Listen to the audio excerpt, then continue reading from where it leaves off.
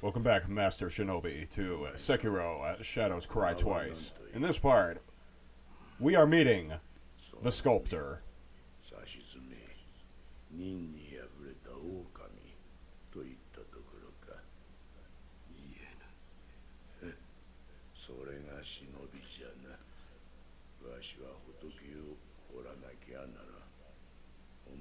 Ooh, the Buddhist Reformation has already happened. Yes, this is the temple, everyone. We rest, we meditate, we carve the Buddha, and we carve runes and other magic and machinery into our stupid Franken arm. Well, thank you, sir.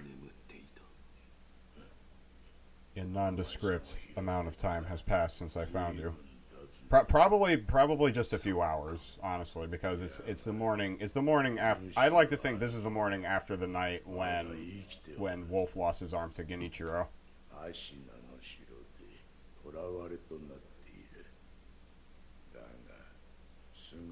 I also have no idea how the sculptor knows that the divine heir is at Ashina Castle. Well, somebody has to give us direction, because, goddammit, we are motivated. All we need is an opportunity.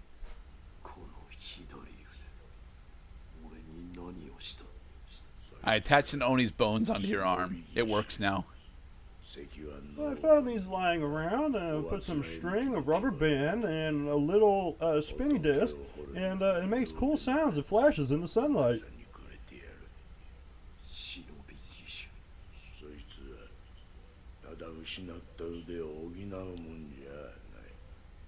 I like the whole one-armed aspect. It doesn't feel like we only have one arm as you upgrade the shinobi prosthetic, because at the moment it only has one ability, which we haven't even explored yet.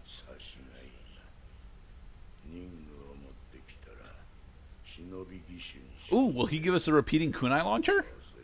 Fuck yeah, dude. Dude, the kunai slash shuriken is fucking amazing. And you can even upgrade it into a kunai, too.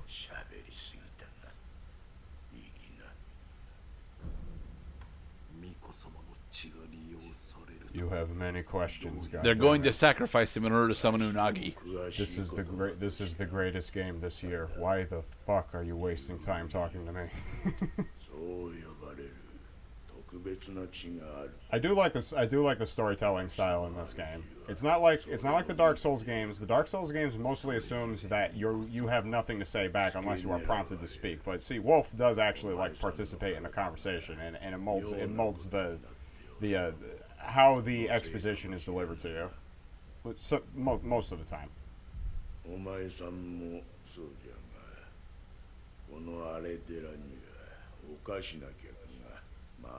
Did they also have ponytails? He does, actually.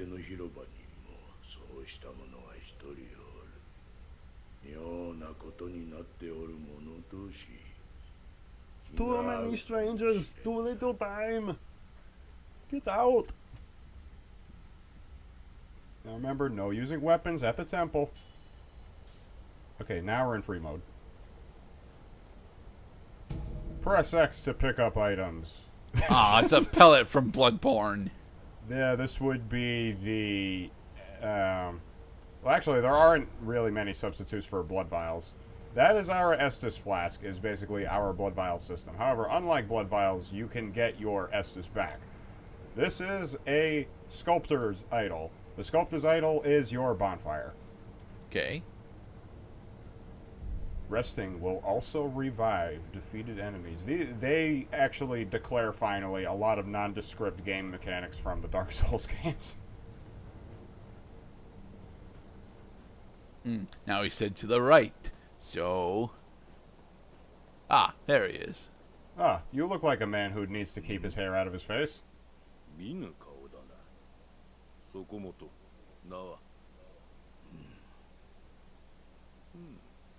Those are some interesting tattoos you got there.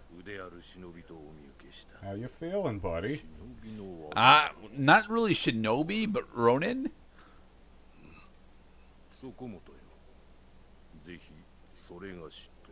Please, heed my humble request. Face me in battle. And let us fight!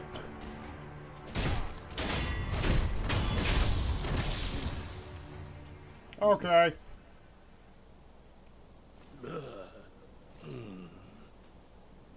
Hyper zombie. Ugh, I'm still a zombie. Ugh. Well, that was fun. Let's talk.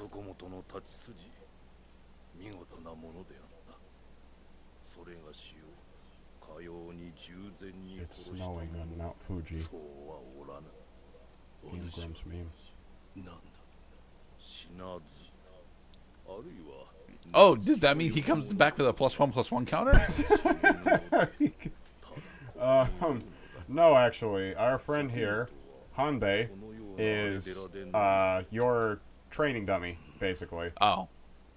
Because he lets you know right away that some fucked up shit is happening in Ashina. People seem to have lost the ability to die. Okay. Because you're a nice guy. Well, Hanbei... Exactly. He is just a warm body at this point.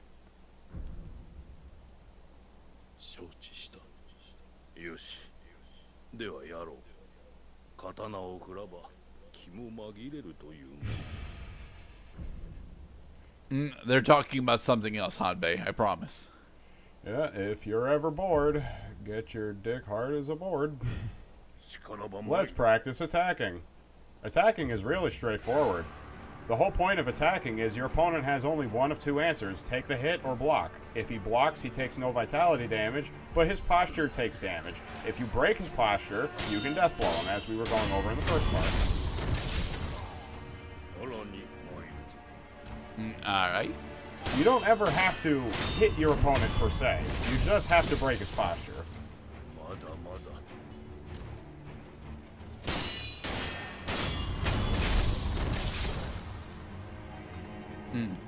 You know, one of the things that we don't actually try on Hanbei is doing a full decapitation of him. Well, how many foes does... I think Wolf only decapitates one particular foe in this game. Now let's practice some deflections. That's a great way to cut people's heads off. Break their posture by taking their stupid, relentless attacks, especially by mostly holding the L1 button and then letting it go in order to give you an opportunity to deflect, as not a lot of people will realize when they first pick this game up, and just break his posture.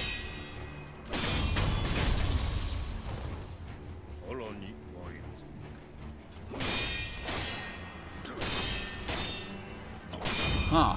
They gave Hanbei the ability to immediately recover from a deflect. Interesting. Well, Wolf will experience the same thing too when his attacks get deflected.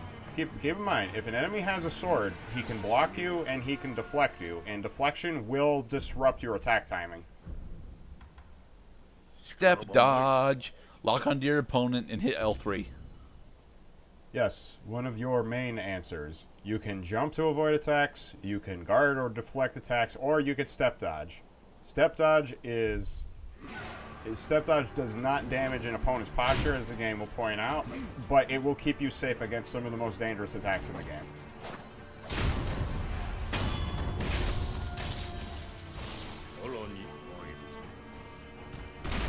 Oh. Ow. So see, he was just trying to grab us. That is a good thing for the tutorial to do, because that is what step dodging is mostly used for. Dodging grabs. Are you actually going for the dodge counterattack there? Because it doesn't look like it. I mean, I'm pressing circle and I'm doing the step dodge attack.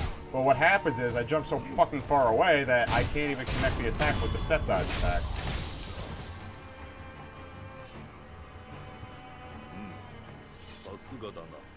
You ever get bored, start swinging a sword. Closer to a real fight, don't you? I like Hanbei. Hanbei's pretty cool.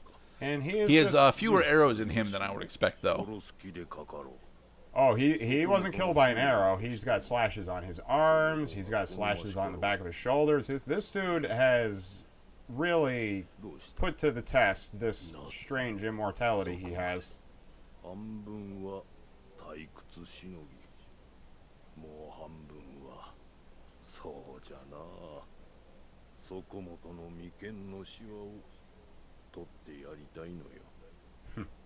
Wolf will always Because be I'm on. bored and because you need it. Let's go. Free combat is now available. And this is one of your other main outlets here at the Dilapidated Temple. Once we start unlocking fast travel more broadly, the Dilapidated Temple is going to serve mostly one of 2 to 3 functions. One of the 3 functions I can't spoil. The second function, of course, is going back to the sculptor in order to improve your fang, your shinobi prosthetic. And the other is to practice your sword combat skills on Hanbei. I will grant that Hanbei becomes a lot less useful as you become more familiar with the game. I will say, however, that it was refreshing, as the game will advise you, to use Hanbei in case you feel like you're being overwhelmed by your opponent and you just need to go over the basics, because these basics do apply for pretty much every enemy in the game. I noticed that you're trying to use heavy attacks. Well, so the heavy attack you observe, that's the thrust attack. Okay. Thrust can only be deflected, so if your opponent is not ready to deflect, he'd probably get hit if he's, or he will be in the middle of attacking, and then his attack doesn't get interrupted, and then he hits you in return. Sometimes that is the thing to do, though, is to just get the hits.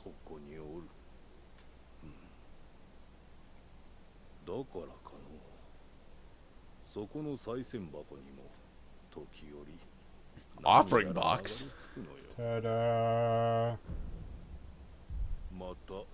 The offering box will fill with items that the game will ultimately omit from being gainable, depending on your game progress. If you end up in a situation where you can't get an item because of your story advancement, they end up here. Ah.